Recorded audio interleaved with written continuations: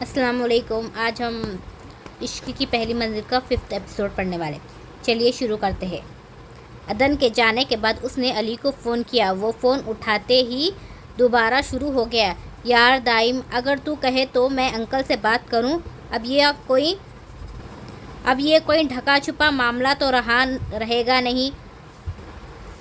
Election نزدیک ہے. مخالفین تو اس طرح کی باتیں بہت اچھالتے ہیں. انکل کو چاہیے کہ ایکسپٹ کر لے، ورنہ اگر دشمنوں کو بھنک ہی پڑ گئی تو انکل کی کرسی تو گئی. میرا خیال ہے انہیں پہلے ہی تمہارا ولیمہ کر کے اطلاع کر دینی چاہیے. بس کر دے علی، بس کر دے. چلے گئے ہیں ڈیڈی.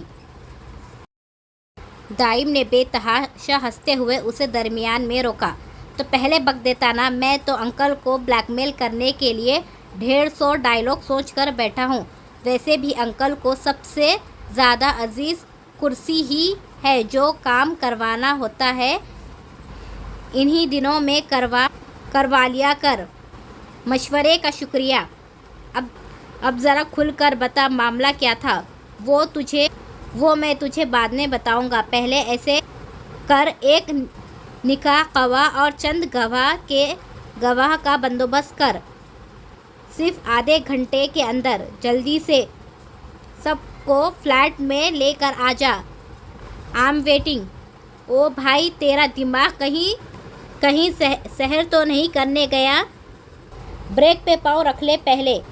نقلی نکاح اب اصلی نکاح. تو بتاتا کیوں نہیں ہے؟ مسئلہ کیا ہے تیرا؟ تم آؤ گے تو بتاؤں گا سب. فی الحال سب کو لے کر پہنچ اور صرف اطمینان والے بندے لے آنا. اور ہاں، رابی کو بھی ساتھ لے آنا. آنٹی کو بھنک بھی نہ پڑے. اچھا ٹھیک ہے، آتا ہوں. بارات کہاں لے کر جانی ہے؟ کون سی بارات؟ نکاح میرے فلیٹ پہ ہوگا. کیا مطلب؟ دلہن پہلے سے ہی وہاں موجود ہے کیا؟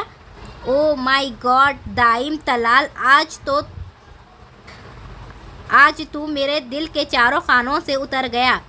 Shut up. جتنا کہا بس اتنا کر. ادھر آدھے گھنٹے کے اندر پہنچ. آدھا نہیں یار، 1 گھنٹہ لگ جانا ہے مجھے. نہیں، صرف آدھا گھنٹہ. ڈیڈی فی الحال چلے گئے ہیں. ان کے دوبارہ آنے سے پہلے یہ سب فکس کرنا چاہتا ہوں. نہ بیٹے نہ. آدھا گھنٹہ تو مجھے گواہ اکٹھے کرنے لگ جائیں گے. باقی آدھا گھنٹہ میں اور باقی کے آدھے گھنٹے میں چھوارے بھی پیک کروانے ہیں. کیوں، تو نے چھواروں کا کیا کرنا ہے؟ میں تو خود یہاں پہ. تو خود مر میرے لیے یہاں. وہی بہت ہے.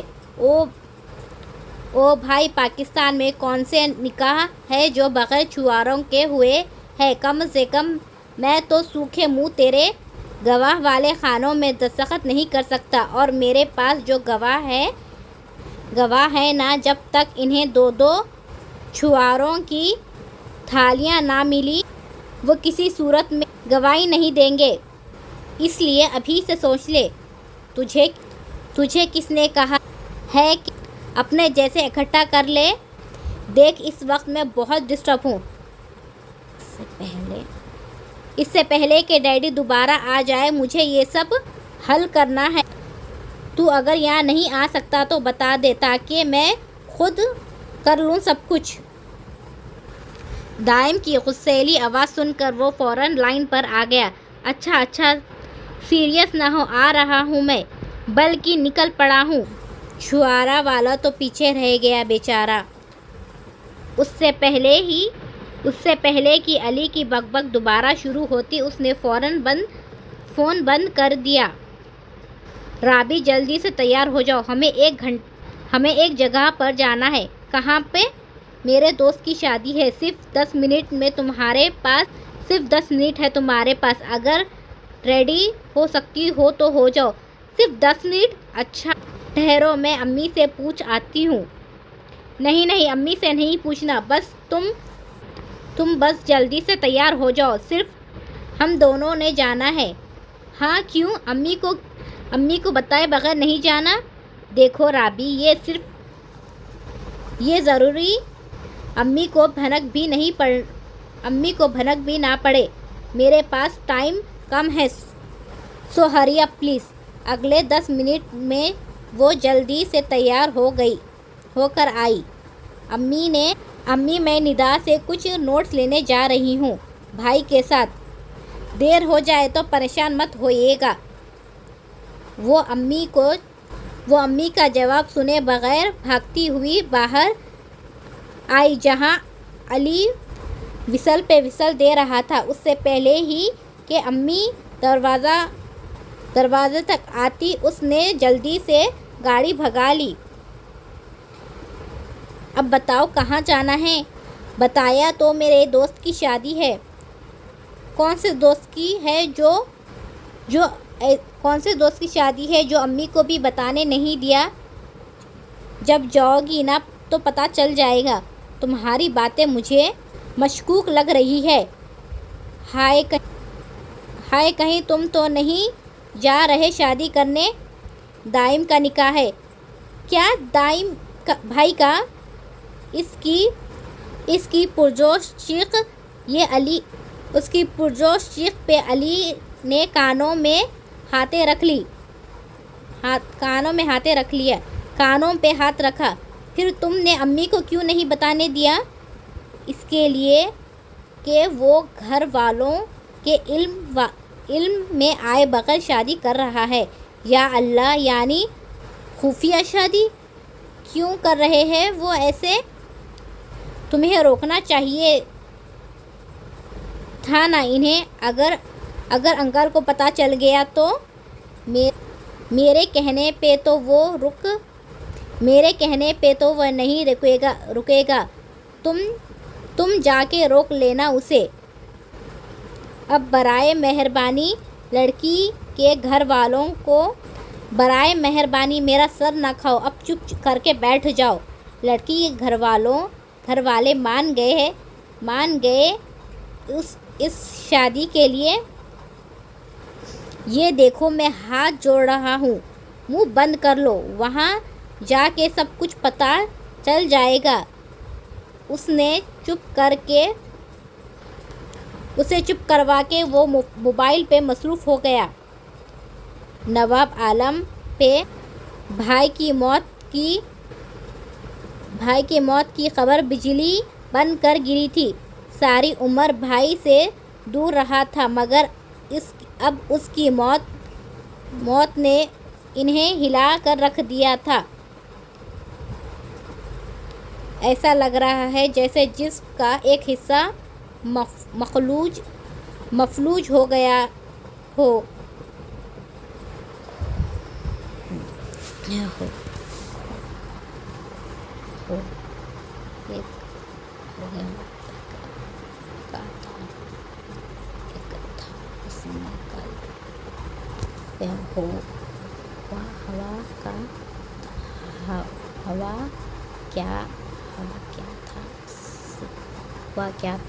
ہوا کیا تھا اسے؟ کل تو وہ بالکل ٹھیک ٹھاک گیا تھا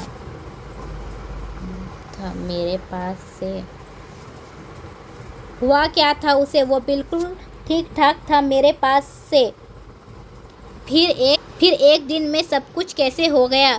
بس آپ کے پاس سے ہی وہ ہو کر آئے تھے، آتے ہی طبیعت خراب ہو گئی ان کی۔ میر عالم کے چھوٹے بیٹے نے روکھے لہجے میں جواب دیا۔ نواب عالم ضبط کے گھونٹ بھرتے رہ گئے۔ عبداللہ نے ان کے ہاتھ پہ ہاتھ رکھ کر تسلی دی۔ جہانگیر کہاں ہے نبیل؟ عبداللہ نے چھوٹے نبیل سے پوچھا۔ جب سے وہ آیا تھا جہانگیر نظر نہیں آیا۔ مجھے کیا پتہ، مجھے کون سا پوچھ کر جاتا ہے وہ؟ نبیل کہہ کر باقی آئے لوگوں کی تعزیت وصول کرنے لگ گیا۔ اندر پروین چچی کو ساتھ لگائے تسلی دے رہی تھی، مگر وہاں پہ اکثر خواتین کے بجائے دکھ درد بانٹنے کو نواب عالم کی قسمت پہ آنسو افسوس کر رہی تھی۔ حق ہے، چودھری نواب تو قسمت کی مڑی لاکھوں کے لیے لایا ہے۔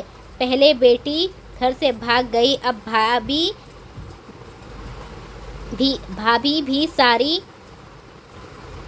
بھائی بھی سارا کچھ چھوڑ کے اوپر چلا گیا۔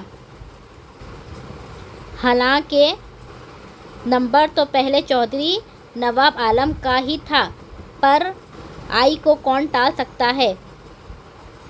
چھوٹا بھائی پہلے ہی چلا گیا۔ ان جاہل عورتوں کی باتوں پہ اماں نے دہل کر دل پہ ہاتھ رکھ لیا۔ کچھ پتا چلا کہاں چلی گئی ہے وہ لڑکی؟ اللہ جانے بہن، میرے خیال میں تو کوئی اونچا ہی ہاتھ مارا ہوگا اس نے۔ اماں میں اب اتنی ہمت نہیں تھی کہ وہ ان عورتوں کی زبانیں بند کروا دے۔ ان کے آنسوؤں میں روانگی آ گئی۔ یہ سب تو شاید اب تاعمر جھیلنا تھا۔ باپ کے جنازے پہ بھی جہانگیر موجود نہ تھا، یہاں تک کہ میر عالم پہ مانو مٹی ڈال دی گئی، مگر جہانگیر نہ آیا۔ چچا کے سوئم کے بعد عبداللہ نے ہر چیز اے ایس پی دانیال کے ساتھ ڈسکس کی۔ تم نے مجھے اس وقت کیوں نہیں بتایا جب وہ گھر آیا تھا؟ میں کوئی بھی کیس اس پہ ڈال دیتا۔ اب خدا جانے وہ کہاں چلا گیا۔ اس کی فیملی تو ہے نا، اس سے پتہ کرو۔ سوئم کے بعد اس کی ساری فیملی گاؤں سے جا چکی ہے، کسی کو کچھ علم نہیں وہ کہاں چلا گیا ہے۔ رات کے اندھیرے میں ہی کہیں غائب ہو گئے۔ او مائی گاڈ، یہ کیسے ہو سکتا ہے؟ یہ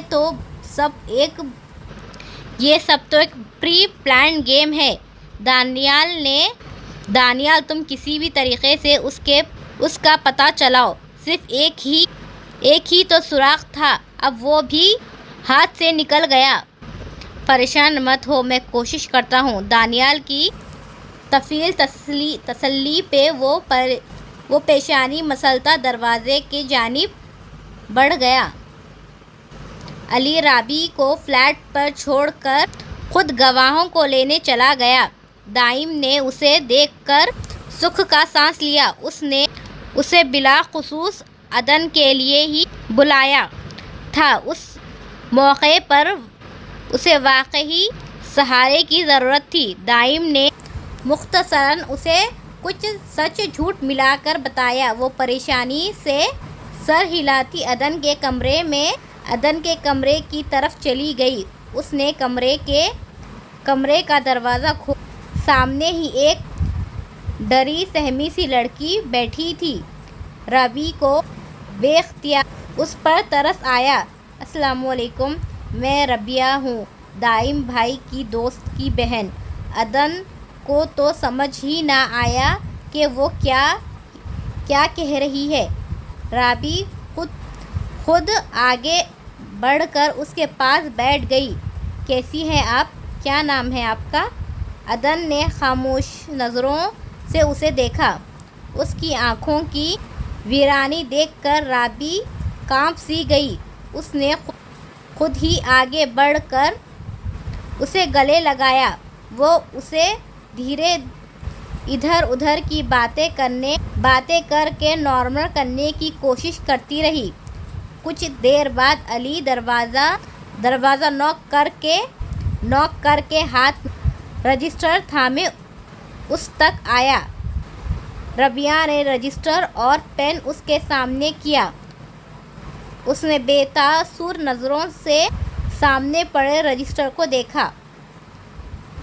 آپ مجھے بالکل رابی کی طرح ہے، پلیز بغیر کسی ڈسکشن کے سائن کریں۔ دائم کی گواہی میں آپ کو دیتا ہوں، آپ مجھ پر پورا اعتبار کر سکتی ہیں۔ آج سے میری ایک نہیں 2 بہنیں ہیں۔ علی نے آگے بڑھ کر سر پہ ہاتھ رکھا۔ اس کے ساکت وجود میں جنبش ہوئی۔ نکاح نامہ اور پین سامنے پڑا تھا۔ کچھ لمحوں بعد وہ اپنے سارے حقوق عمر بھر کے لیے کسی شخص کے نام کرنے والی تھی، پھر ساری زندگی کے لیے ایک اور نام اس کے نام کے ساتھ جڑ گیا۔ وہ عدن نواب عالم سے عدن اس کے ہاتھوں تھاما پین لرز گیا۔ پہلے صف پہ عدن نواب عالم لکھا۔ نواب عالم لکھتے ہی آنسوؤں کی جھڑی لگ گئی تھی۔ ساری حیثیت جاگ اٹھی۔ رابیل نے اس کے کندھے پر ہاتھ رکھا۔ اس کی یہ حالت دیکھ کر دونوں کی آنکھوں میں بھی نمی ہو گئی۔ ایک کے بعد ایک صفحے پہ دستخط کرتے ہوئے دھندلائی آنکھوں میں صرف اماں اور ابا کے چہرے تھے۔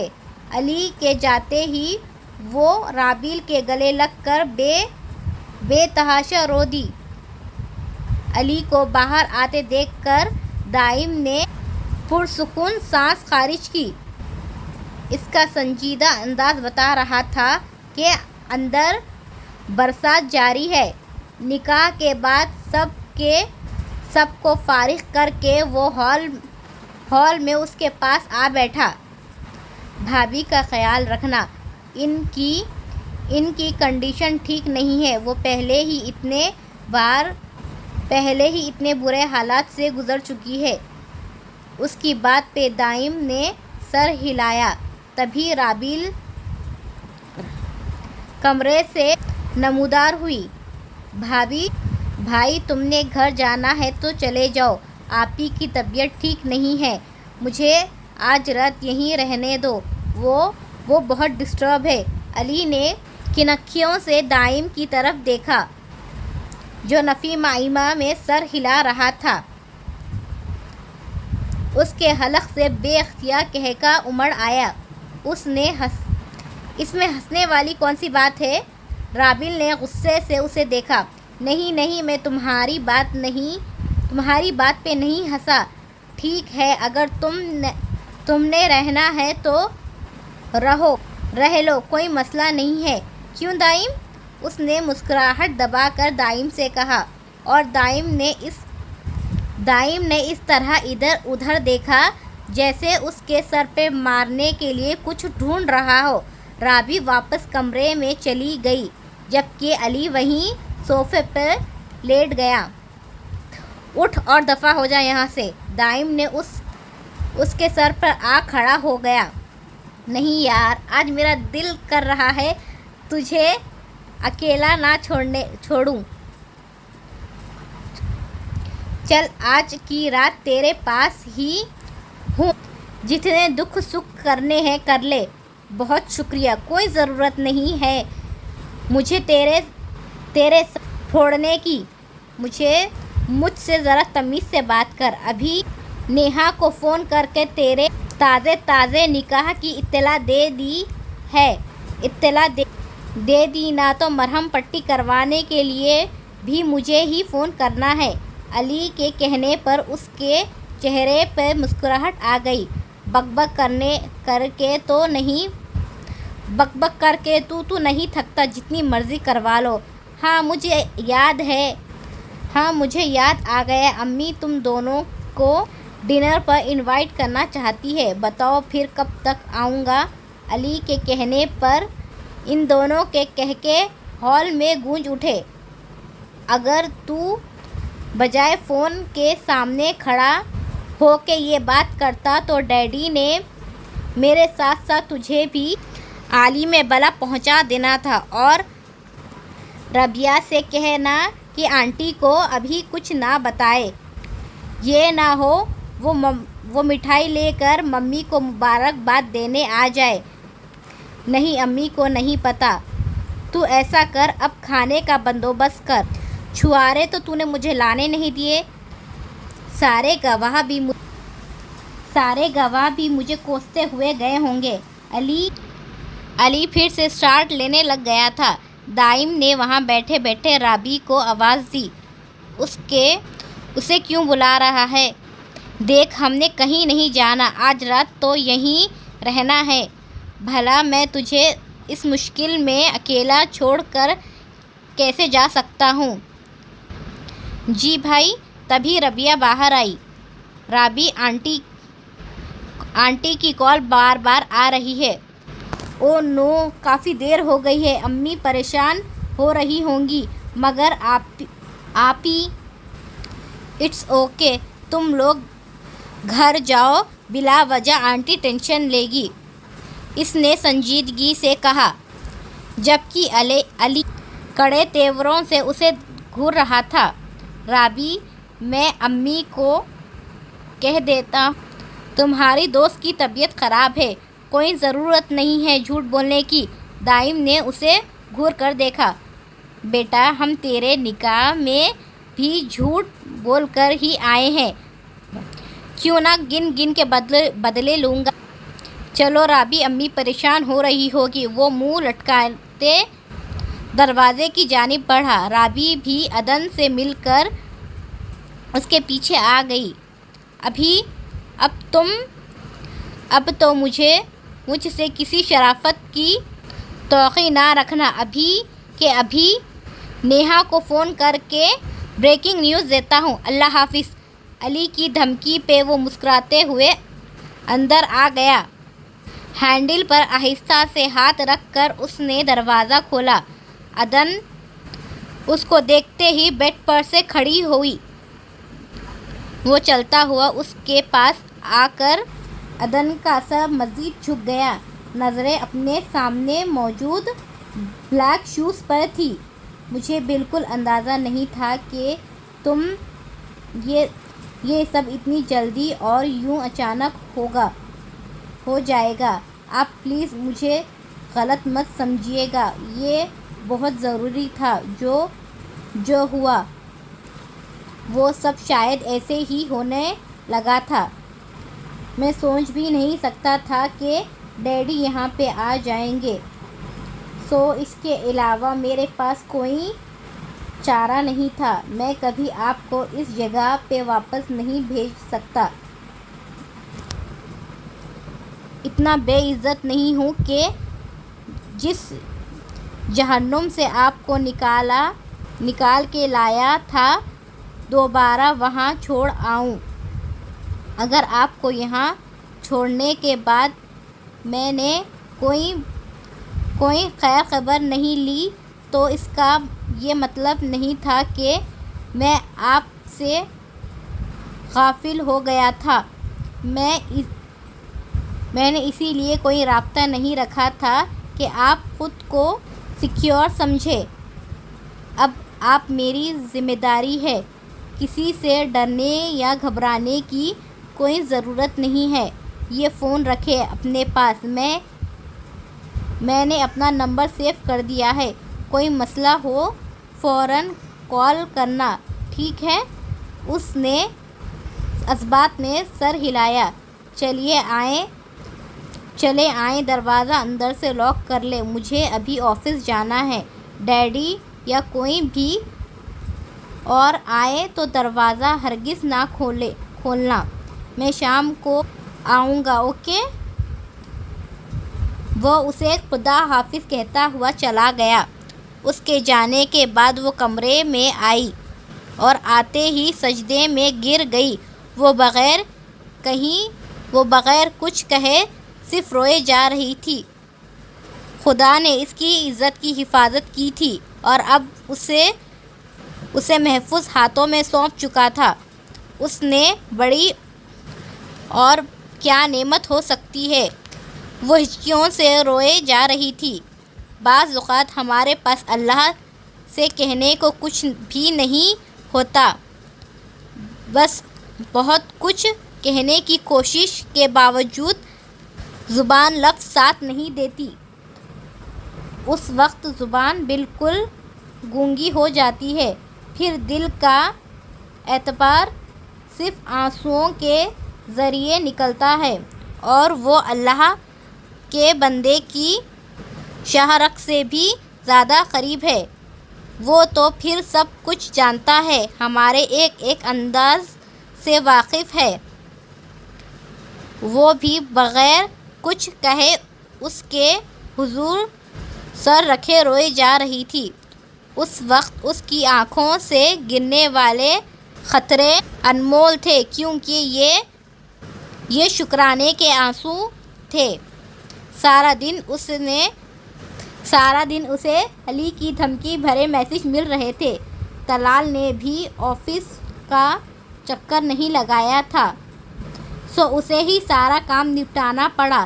ساری فائلز اور کیش بینک میں رکھوا کر واپسی پہ اس نے گاڑی مارکیٹ کی جانب موڑ دی۔ آج عدن کی وہی ہفتے پہلے والے کپڑے پہنے دیکھ کر اسے بے انتہا ندامت ہوئی، سو اب وہ اس کے لیے کپڑے، جوتے، بیگ، پرفیوم، برش اور جانے کیا لیا۔ بالآخر یہ تھا وہ ساری شاپنگ بیگ گاڑی میں رکھتا جب قریب سے آنے والی آواز پہ چونکا۔ ہائے دائم، تم یہاں؟ ہلو نیہا، تم کیسی ہو؟ میں بالکل ٹھیک ہوں۔ تم کیا کر رہے ہو یہاں؟ کیا کرتے ہیں مارکیٹ میں؟ یہ اتنی ڈھیر ساری شاپنگ کس کے لیے؟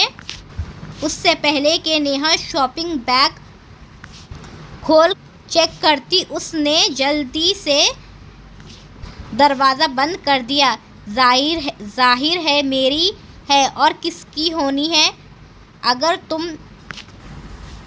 تم آ ہی گئے ہو تو پلیز کچھ دیر کے لیے میرے ساتھ چلو، مجھے شاپنگ کرنی ہے۔ پلیز نیہا، تم خود ہی کرو، مجھے ابھی اور بھی کام ہے۔ پلیز سوری، اس نے کہہ کر اس نے فوراً گاڑی آگے بڑھا دی، مگر پچھلی سیٹ پر پڑے شاپنگ بیگ سے محروم تھی۔ مگر گولڈن کلر کا لیڈیز سوٹ نیہا کی نظروں سے نہ چھپ سکا۔ لیڈیز شاپنگ کا کوئی تجربہ نہیں ہے اس نے، اسی لیے مجھے جو سمجھ آیا میں وہی لے آیا آپ کے لیے۔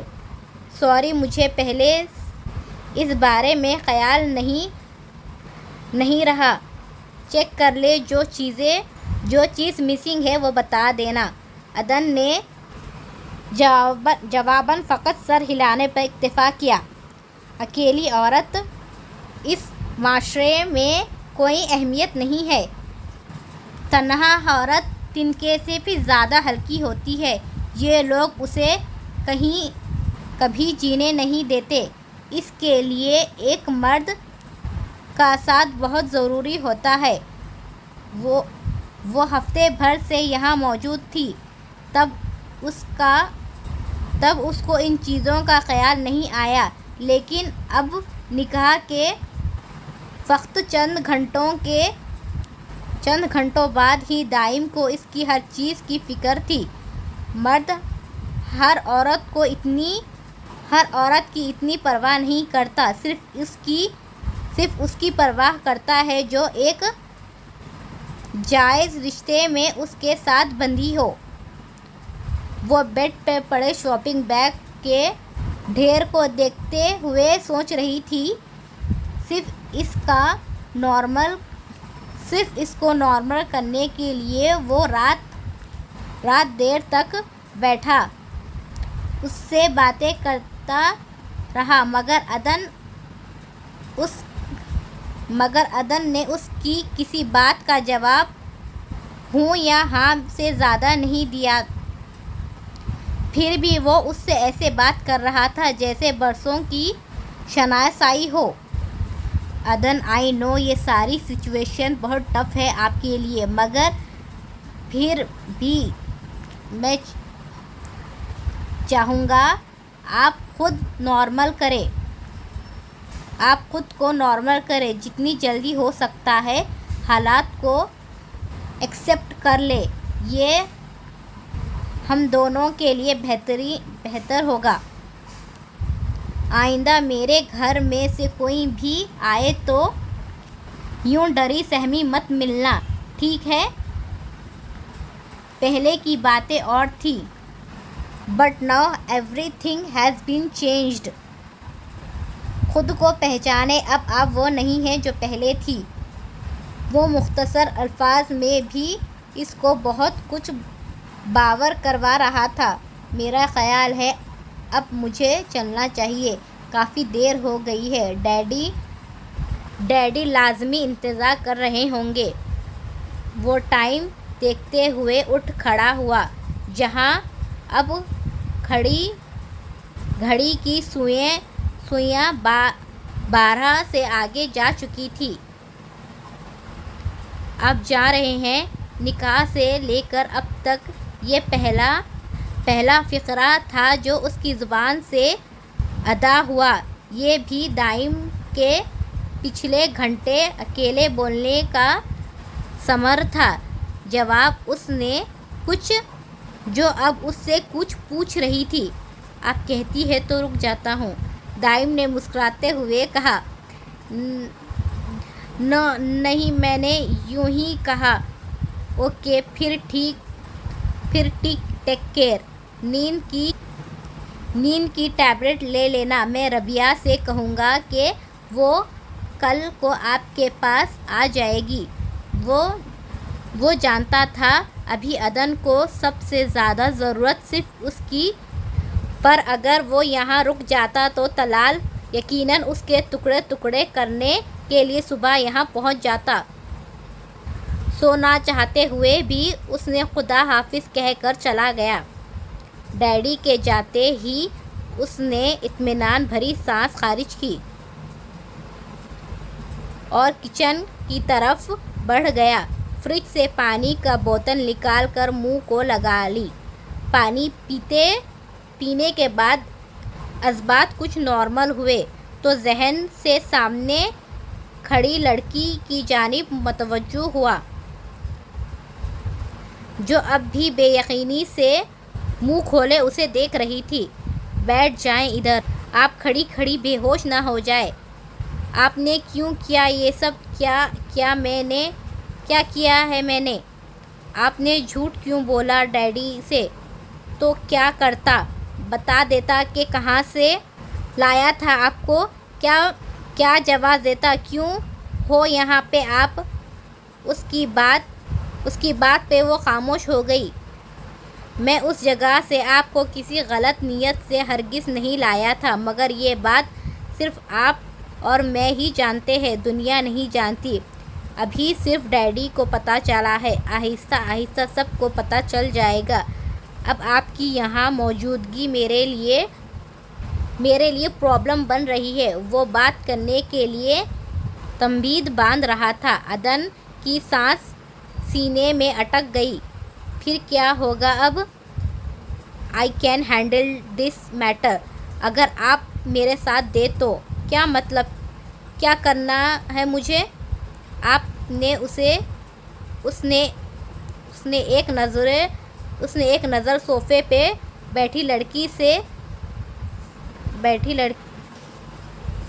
بیٹھی حالت سے سہمی لڑکی کو دیکھا۔ جو بات وہ کہنے جا رہا تھا، اگر وہ نہ مانتی تو کیا کرنا ہوگا مجھے؟ جو ڈیڈی کو بتایا ہے وہ سب کچھ کرنا ہوگا۔ آپ کو مجھ سے نکاح کرنا ہوگا۔ کیا؟ وہ اسپرنگ کی طرح صوفے پر اچھلی۔ مگر یہ کیسے ہو سکتا ہے؟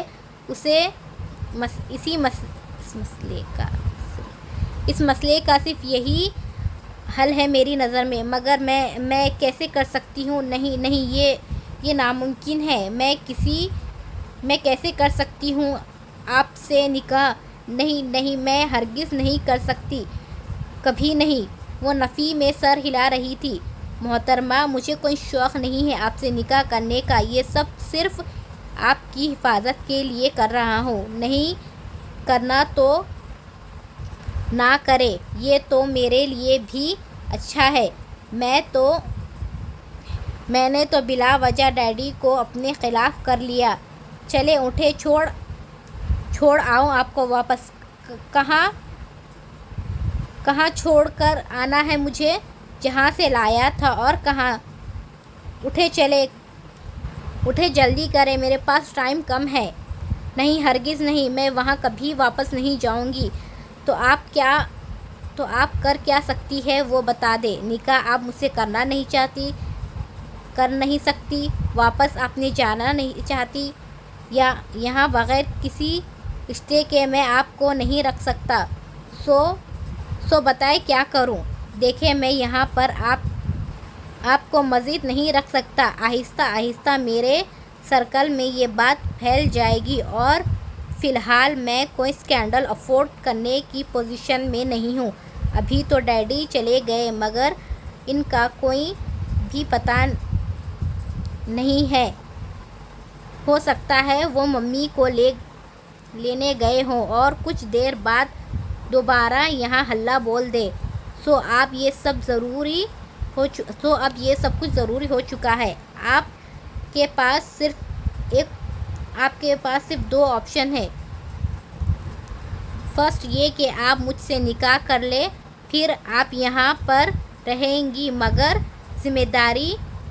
میری ذمہ داری ہوگی۔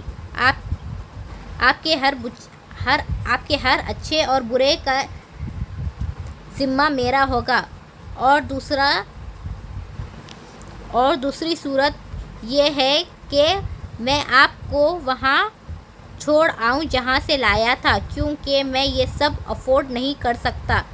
حالانکہ میں نہیں چاہتا کہ آپ واپس اس دلدل میں پہنچ جائیں جہاں سے نکل کے دوبارہ کوئی راستہ نہیں ملے گا۔ ضروری نہیں ہے ہر بار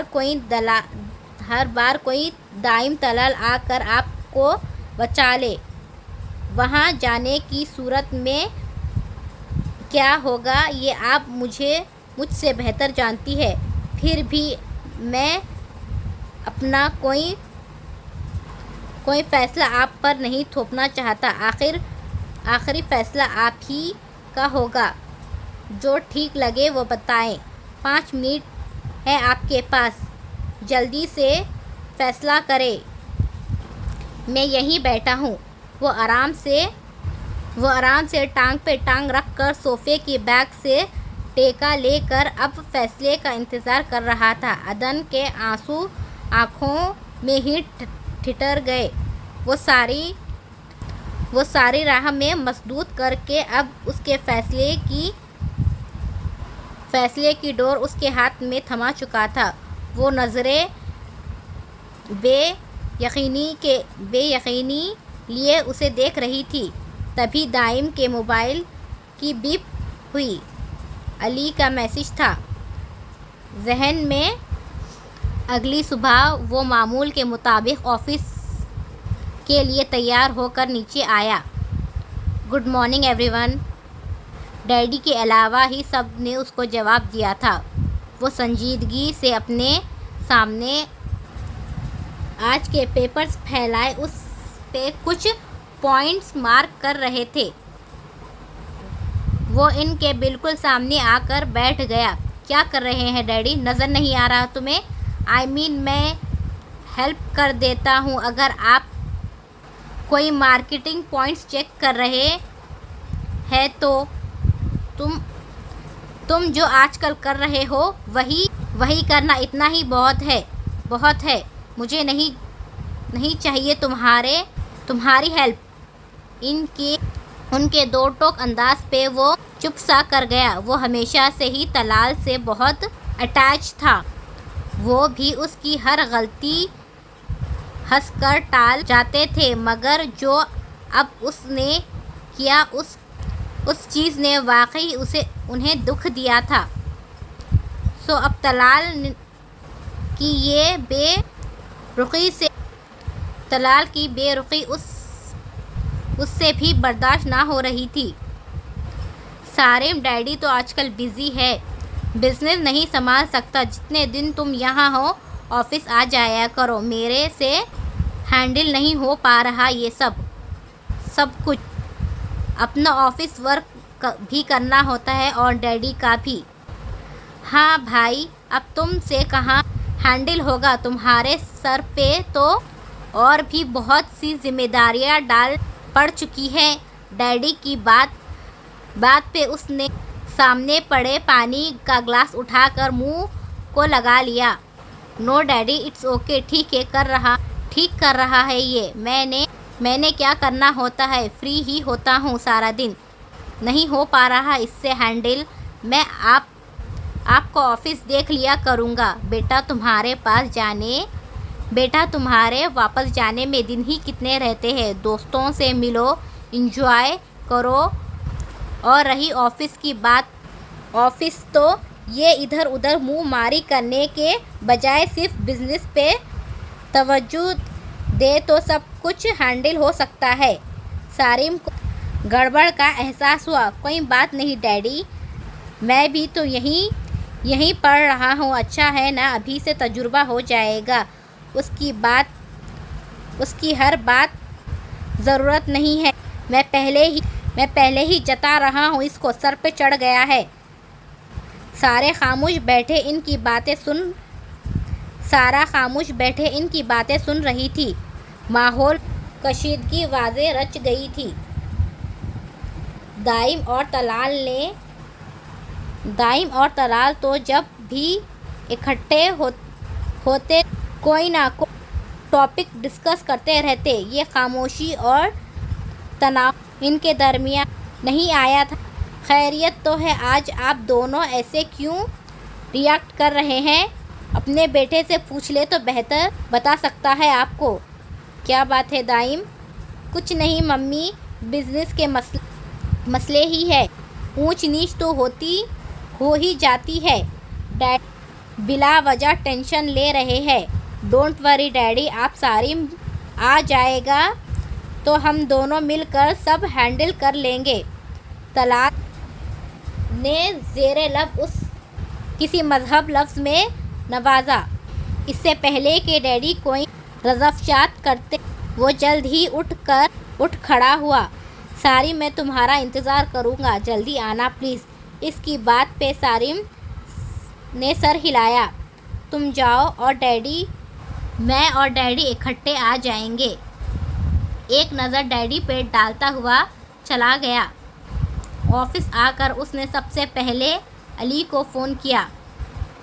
کیا کر رہا ہے یار، سو تو لینے دیا کرو، صبح کیوں فون کر دیا؟ مجھے تو اب یہ سمجھ نہیں آتی تمہیں میرے بغیر نیند کیسے آ جاتی ہے؟ ابھی اٹھو اور جا کے رابی کو عدن کے پاس چھوڑ کر آؤ۔ یار میں کیسے چھوڑ آؤں؟ امی سے کیا کہوں گا؟ کچھ بھی کہہ دینا، انہوں نے کون سا تم سے تفتیش کرنی ہے؟ یار میرا خیال ہے امی کو بتا دیتا ہوں سب کچھ، اس طرح میں کتنے بہانے کروں گا، آخر وہ نہیں بتائے گی کسی کو۔ ہاں، تاکہ شام سے پہلے ہی میرے گھر میں زلزلہ آ جائے۔ ویسے ایک بات سوچ، اگر امی مبارکباد دینے پہنچ جائے تو تیری ممی کو جو غشیاں پڑنی وہ تو پڑیں گے ہی۔ نیہا بی بی نے تو بغیر ٹکٹ کے اوپر پہنچ جانا ہے۔ اپنی بات پر وہ خود ہی کہکا لگا کر ہنس پڑا۔ بس ہو گئی تیری بیٹری چارج صبح، اب اٹھ اور رابی کو چھوڑ کر آ جلدی سے۔ اچھا یار، اٹھ رہا ہوں، اور بھابھی سے کہنا اچھا سا ناشتہ بنا کر رکھے، میں بس کچھ دیر میں پہنچتا ہوں۔ جو ٹھوسنا ہے گھر سے ہی ٹھوس کر جانا، اس کی پہلی ہی طبیعت ٹھیک نہیں ہے۔ اوئے ہوئے رانجھے، بڑے درد اٹھ رہے ہیں، رابی کو بھیجنے کے بجائے تو خود کیوں نہیں چلا جاتا؟ مشورہ اچھا ہے پر میں عمل نہیں کر سکتا کیونکہ ڈیڈی نے آج آفس آنا ہے۔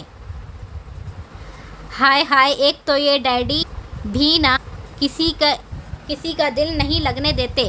بس زیادہ بک بک نہیں، ابھی میں مصروف ہوں، بائے۔ کچھ دیر بعد سارم اور ڈیڈی بھی پہنچ گئے۔ طلال تو ناک کی سیدھ میں چلتے ہوئے اپنے آفس چلا گیا جبکہ سارم اس کے پاس مسئلہ کیا چل رہا ہے تم دونوں میں؟ اتنے دنوں سے بھی تم سب کچھ خود ہی سنبھال رہے تھے، اب میری یاد کیسے آ گئی؟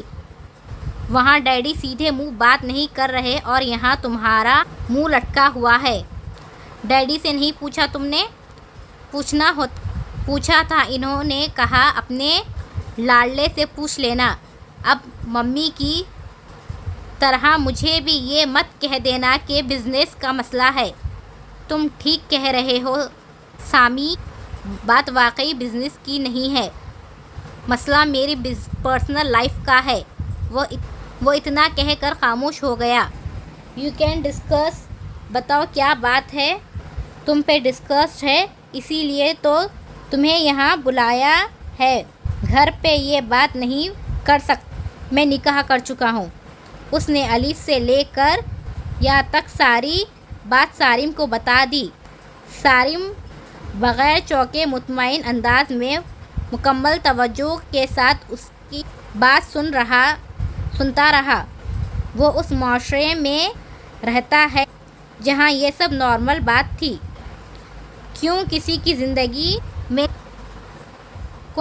کی زندگی میں انٹرفیئر نہیں کرتا تھا، نہ کسی کے پاس اتنا ٹائم تھا کہ سارے کام چھوڑ کے اکٹھے بیٹھ کے دوسروں کی زندگی پہ تبصرہ کیا جائے، سو وہ بھی بغیر کوئی ذہنی صدمے لیے سنتا رہا۔ دیکھو، مجھے اس میں ایسی کوئی پرابلم نظر نہیں آ رہی، اور ڈیڈی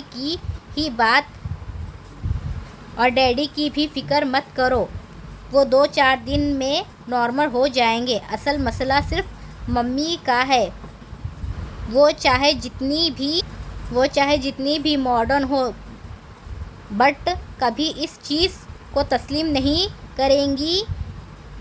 تم جانتے ہو انہیں نیہا کتنی عزیز ہے۔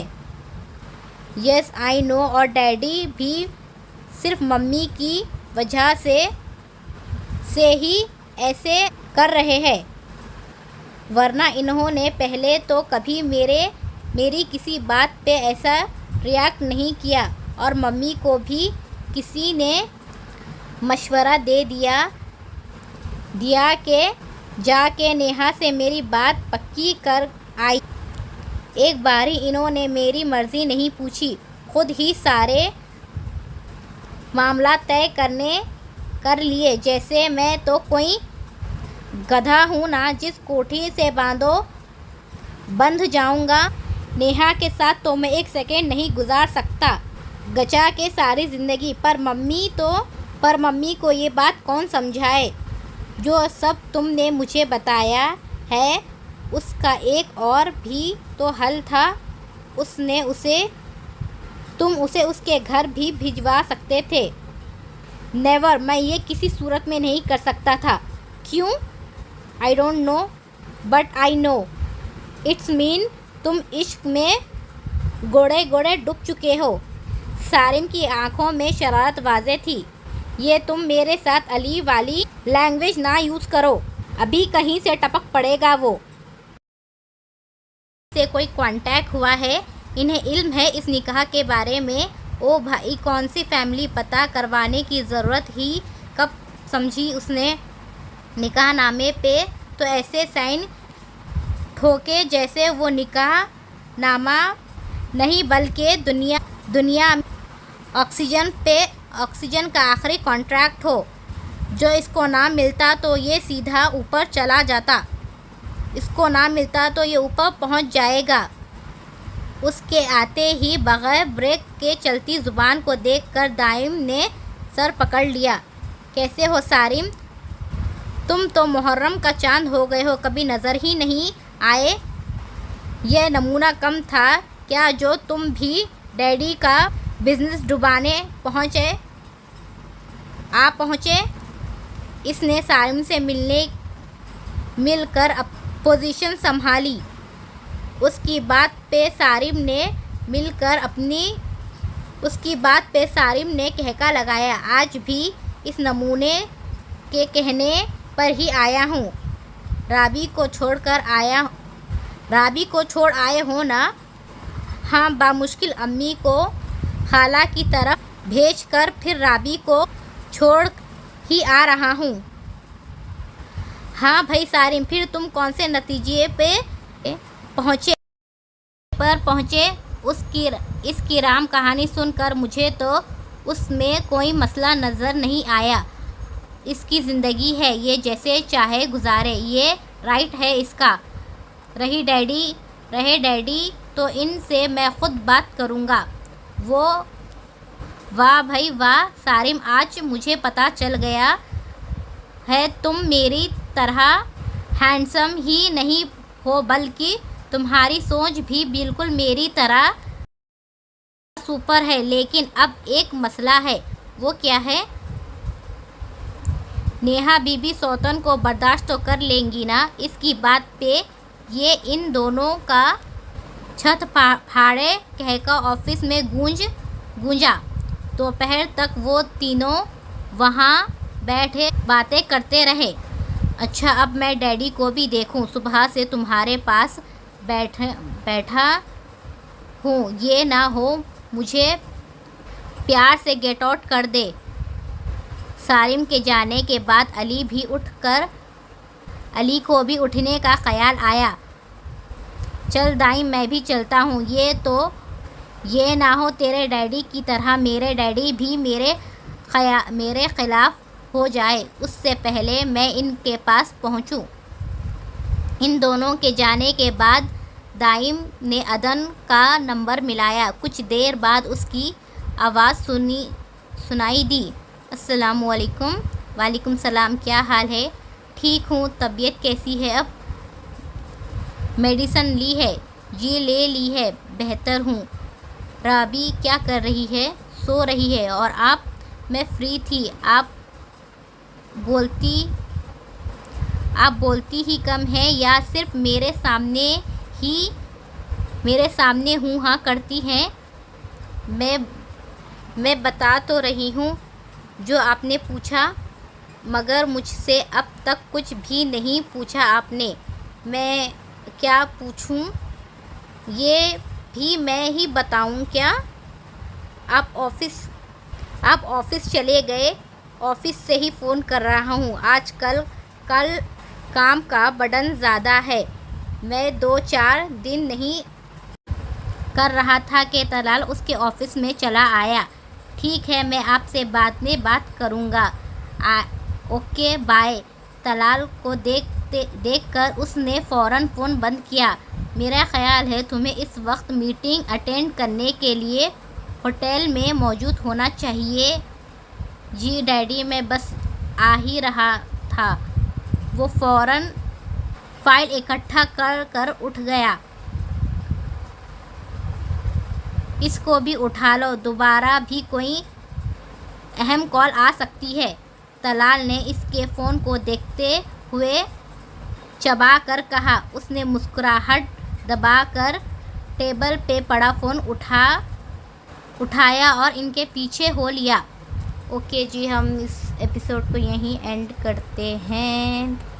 اور کیا ہے، ان دونوں کا نکاح ہو گیا ہے، ان کے کیا بولوں، بس اسٹوری میں تو کچھ مطلب اس ایپیسوڈ میں کچھ بولنے کا ہے ہی نہیں۔ ہاں، بس شاپنگ والا وہ جو گولڈن ڈریس تھا نا، وہ نیہا نے دیکھ لیا، اور بس اتنا ہی ہے، اور کچھ ہے ہی نہیں اس ایپیسوڈ میں ڈسکس کرنے کے لیے۔ اوکے، اور وہاں سو سوری کہ میں نے پھر سے مسٹیک کی، رک کے پڑھا ہے، بٹ میں نے 100% کوشش کیا کہ میں 100% دوں، ٹھیک ہے نا۔ اللہ حافظ۔